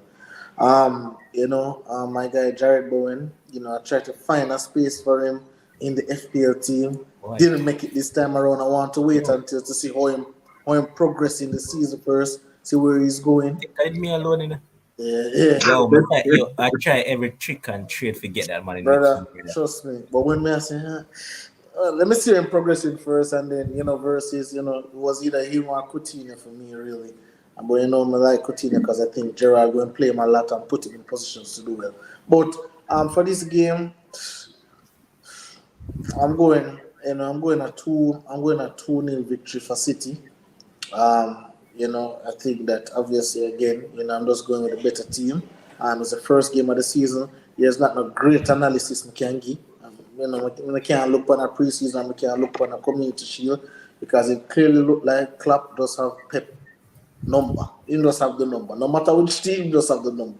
Right? So I can't look on that and say, oh yeah, this or that, right? So I'm just going, with the better team, with the better coach, with the better players, with the more money, with the deeper squad, So Hold on, Kims. Yo. What you mean Klopp have Pep number? I don't really understand. What I mean by that? Him has a beat him up. Boss, that does sound right. Why doesn't it? That's man, you have to get help you. That does sound right, boss. What I mean what's wrong about it? How much time? On average, off the top of my head, I think Klopp has a better head player than since I've been in England. I'm just even not talk about from last season come to right now. Klopp beat up that man left, right, and center. Knock him out, and you can tell me, say, oh, Pep never play all the guys in a little cup, still knock him out. Community Shield again, still beat him up. It doesn't matter. Oh, you mean generally overall? Okay. Now, what do you think I mean? No, because I mean, we never really look, head to head and overall like that, because man ring 3 out of 4, 3 out of the last 5 league or 4 league. So, no, I'm not talking about the league in general. I'm just talking about when they play against each other, right? Yeah, so it does seem like, even when, City outplay Liverpool find a way for either draw or still beat them. But anyway, with this, I just think that, City is going to win. So I'm going 2-0 and, Haaland to get the brace. All right, so I just want a quick check, Demon. Up until the 22nd of April, not 22nd, the 8th of April this year, that played against each other 22 times. Klopp 9 times, Guardiola won 8, and there's been 5 draws. And since then, I know that they played the Community Shield the other day, so that's 10 now for Klopp in terms of wins. And it's probably, I think they played one more that time after that. I'm not quite sure when it was, but I think they played one time otherwise in that, and I think Liverpool had a better result in that game as well. I mean, I know we struggle for beating, but yeah, you can go. In reality, it's really not just Klopp. If you look at the patterns and see the style of player, the teams that typically tend to give Man City trouble under Pep. Tottenham, the United years under Ole, Nuno Espirito Santo. You defend I wouldn't necessarily say defensively solid, but transition, high in transition, high energy. That Wolves game, let us put things in its proper perspective. That Wolves game, City was playing with a man shot, brother. It's not once or twice to beat him, It's more than once. What do you mean? It's more than once. Wolves got better of City. Yeah, okay, but there's always a particular situation that happened. Why? In no matter, there are games where City go down to 10 and City still beat up other teams. Yeah, man. Wolves is one of the few teams that has given Pep home and away. Truth. No, but I'm saying we can't say that. Again, it's coming the same thing with track and field. We can't say, because City beat West Ham with 10 man, that means now when them come Wolves, they must beat them with 10 man too. We can't say that. No, but in reality, me never also necessarily mean say it have to translate into losses, You see the patterns of the team that give him issues. That give him issues. Got it. And even Crystal Palace, right? No. The thing about them is that, all these teams, they tend to press City very high. look at as Jason pointed out too, when your favorite coach was coaching United, that's what they did. They come out the blocks early and they try to press them back early out. And even though they didn't come in the shield, if you looked at what Liverpool did, that's exactly what Liverpool did. You know? Liverpool never gave City an ounce of moment within the first 10 minutes. Manchester United pressed City under Ole? They did. I can't remember that. They did, man.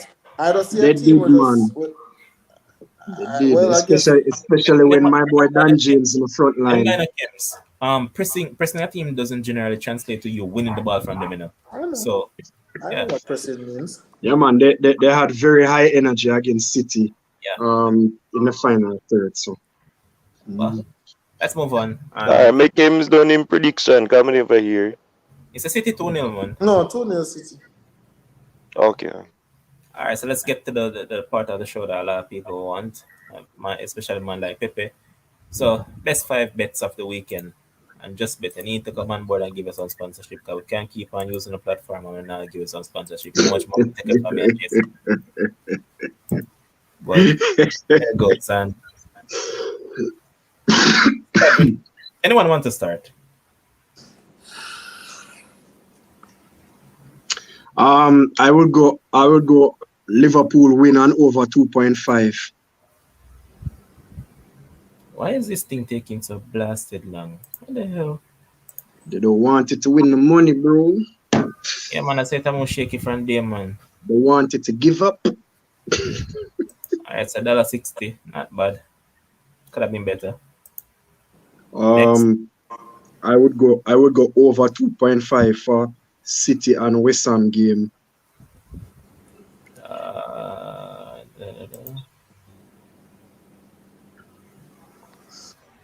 Continue.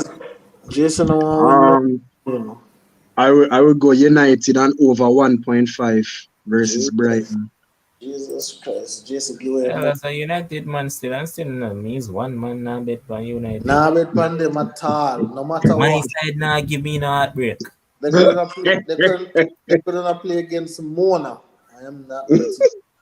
Aye, stop disrespect Mona. That team out there. I don't know why man, I say Mona. I couldn't say any French school. All right, Jason. 2 more. I would go Spurs and over 1.5. Go again. Spurs and over 1.5. Over Boss, the game they're done 4 or 5. So is it over 2.5? Maybe they can stretch for that too if they want. Just to get a little bit more. Make up your mind. Yeah, man, 1.5, man, 1.5.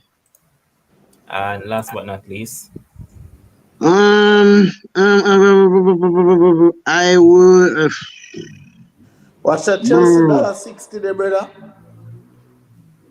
I will go. I'm if you forget that, I will go with a Villa win, straight Villa win.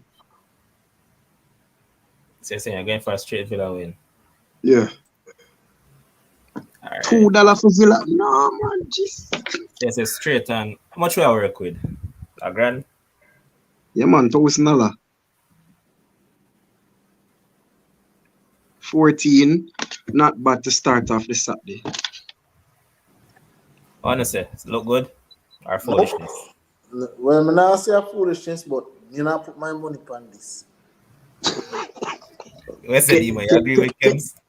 Kems will replace the United. He will take out United. Manchester United not sure, boss. Manchester United not sure. I can't put the people their money on the line for Manchester United, boss. I'm sorry. All right. If it was Ole coaching, then probably. Ole get out the blocks. Ole get out the blocks quickly. Right. Kems, give us yours. I want my picks. Oh, this is easy. All right. So I'm going Wolves double chance. Nice odds, I think that I sell about $1.60.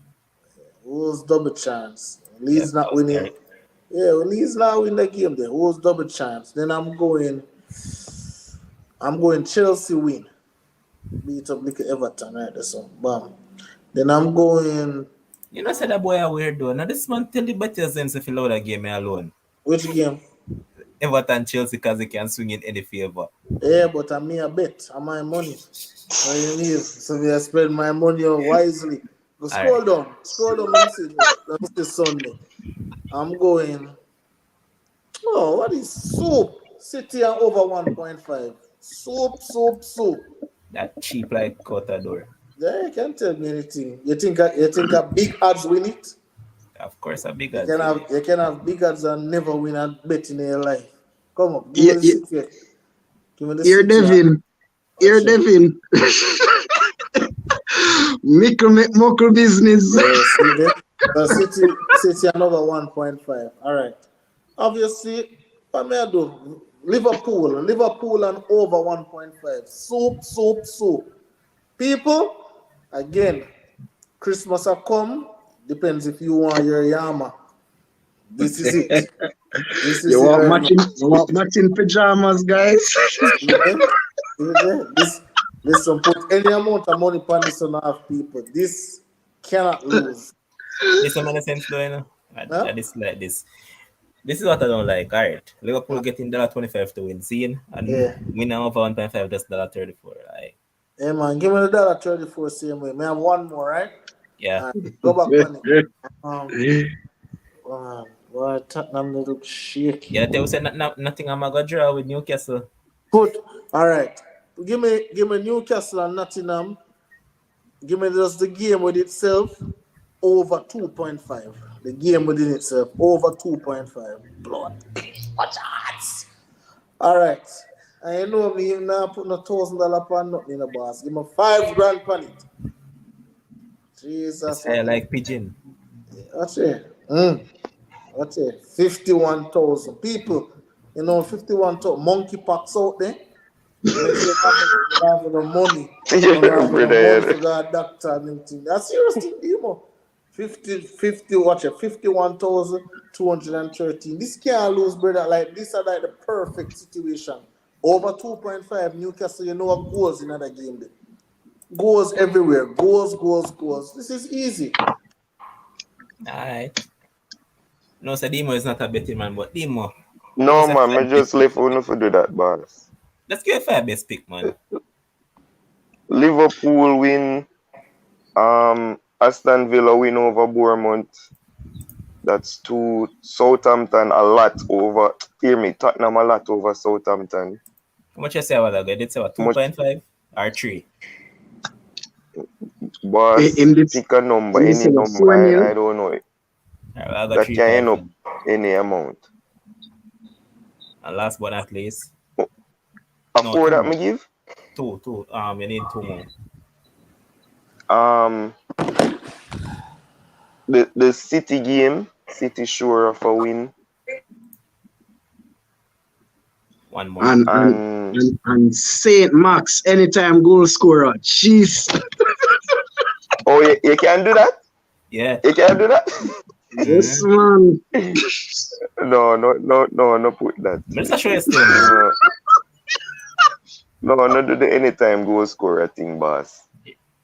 Big odds to, $4.30, Yeah, no matter $4 for Saint Max to score. Yeah, it's not a consistent goal scorer. No do that.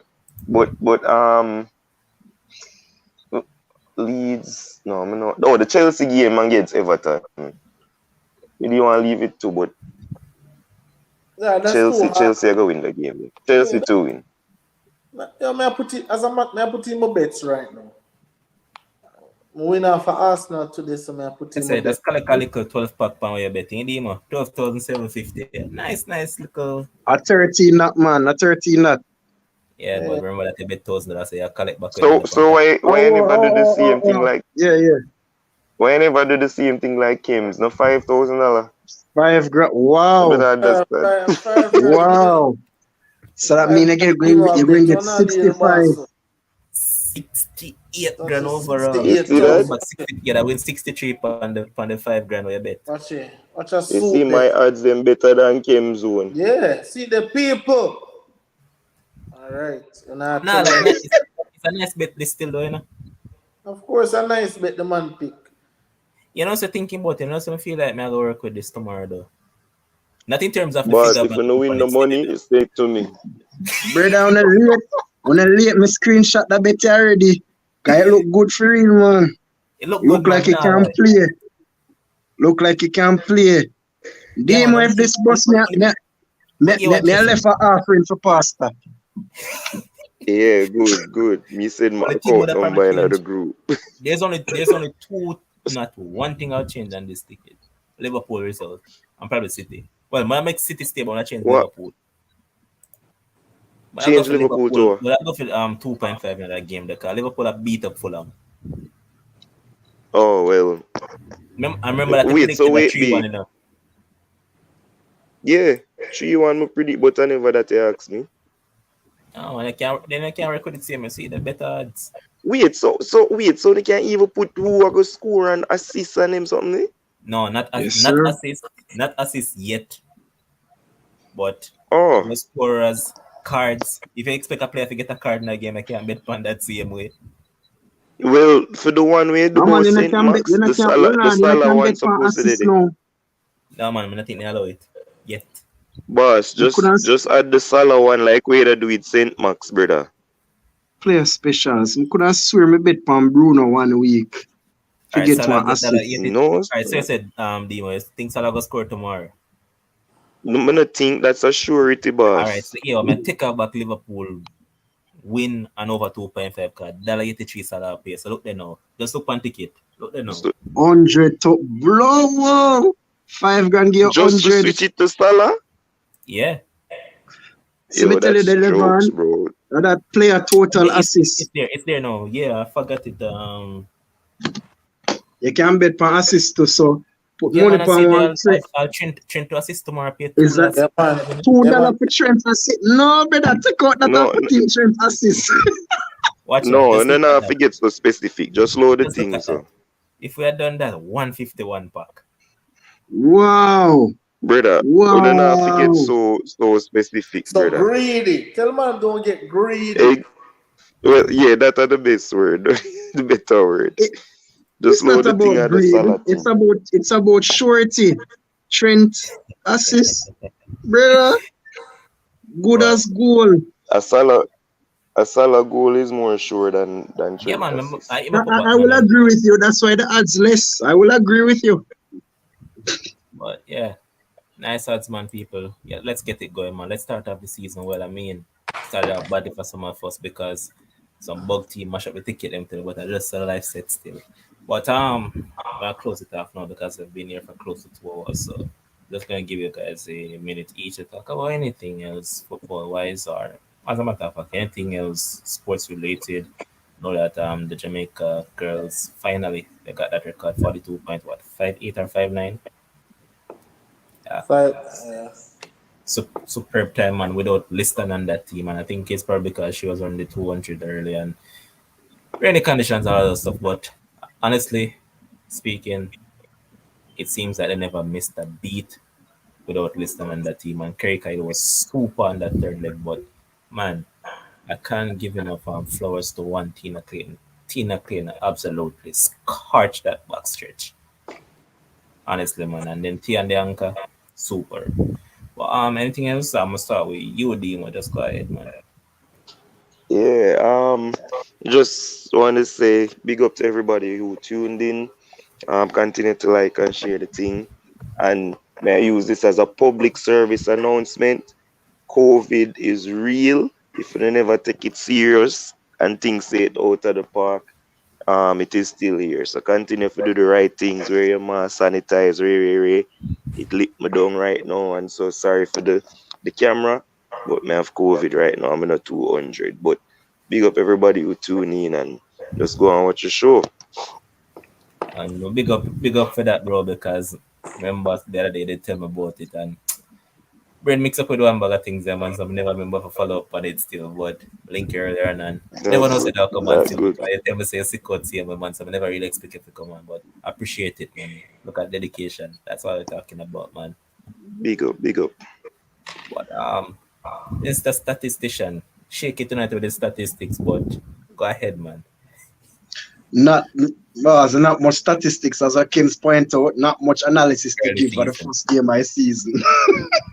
So we have to either work with what happened last season or whatever, which we can't really do. But that being said, it's just amazing to see how much growth the channel has made. The athletics portion really pumped up the channel. So, boss, if I didn't have children myself, then bro, this we're not a ball even more. I say, we just feel like this will feel like being a part of from its inception to where it is now is just amazing to see. So I feel appreciate all the supporters, all the commenters, all the Kems haters, all the Kems lovers, all the February winners. Jason, so right now Kim's come build what I call it, a cult over here, brother, because there have a amount of people that message me I about tell you, where's Kim's. Kems, If they want to turn up on the show earlier, appear, where's Kim's me again? Kems has built up such a following. It's amazing. It's amazing. But there's one person. That's all. I have to echo the sentiments about the under 24 by ones to know that their previous record at Carifta wasn't ratified, and now they've pretty much come back and run back the same time. It's just amazing. Changed out, brought in Karika, and they didn't miss a beat. Also excited to see football return. And so once football return, just bet return. So let's see what we can build money wise for now, for the foreseeable future and beyond. That is it, man. And Kems, go ahead. I don't really have much to say, but I'm just glad that betting is back, boss, because them there you were betting for world champs, but you could only bet on one person. You can't build a ticket. It was very silly, So never really haven't bet in a very long time. Bet today on Arsenal. Arsenal and over 1.5. Got that little gas. Got that little gas money. Gas going down over here, so that can fill my tanks. I'm really happy. And looking forward for all the games tomorrow. Looking forward to see, what these coaches coming, what the team's looking like, what strategies that they have. And watching some more track and field, some Commonwealth, some under 20s. So it's just sports all around. NFL is there. Deshaun Watson, the NFL appeal it, so they'll probably get more games. The whole Brittany Griner situation. As I talk about Brittany Griner, so let me talk about that really quickly, right?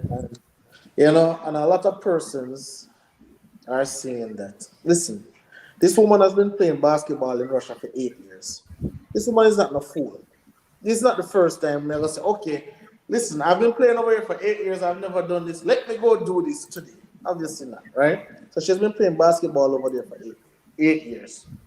And obviously this is more political than anything. A lot of persons out there who don't know anything but love to talk as usual, saying, it's Russian law, and she could go over there and do that in Russia and then expect America to do this. Obviously you're going to expect your country to back you. Why? Because you're a public figure. Why? Because you're a superstar. Why? Because it is definitely a political pawn. Why I say it's a political pawn? All right, so there was a U.S. girl, 19 years of age, who got locked up in Russia for 19 grams of weed. 19 grams of weed. Listen, Brittany Griner get locked up for 0.5 oil, right? 0.5, less than a gram. This American girl in Russia get locked up for 19 grams of weed. She spent 1 month in jail and was fined $234.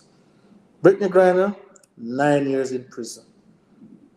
We are not idiots. We know what it is, right? And we can argue every day, she shouldn't do that, she shouldn't do that. But again, the punishment that she got doesn't match the quote-unquote law that is supposed to be. But again, Russia want their people to come over there.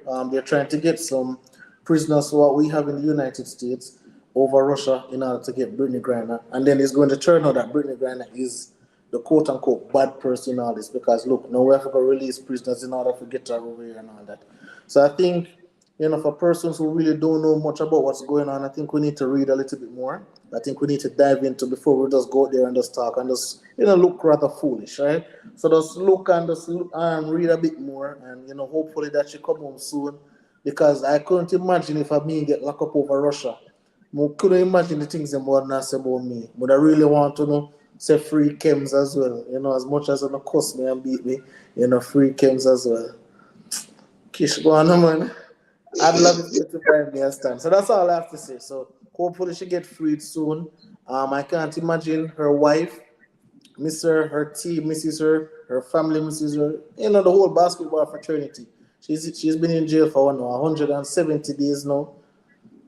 She can't get no loving, no tender, no I just can't imagine what she's going through just being in the whole country. And listen, again, she was playing in Russia for 8 years. So she was building a fan base in Russia, building a basketball culture in Russia. But hey, when it comes out to politics and religion, I believe those two things turn the world in an idiot. That's all I have to say.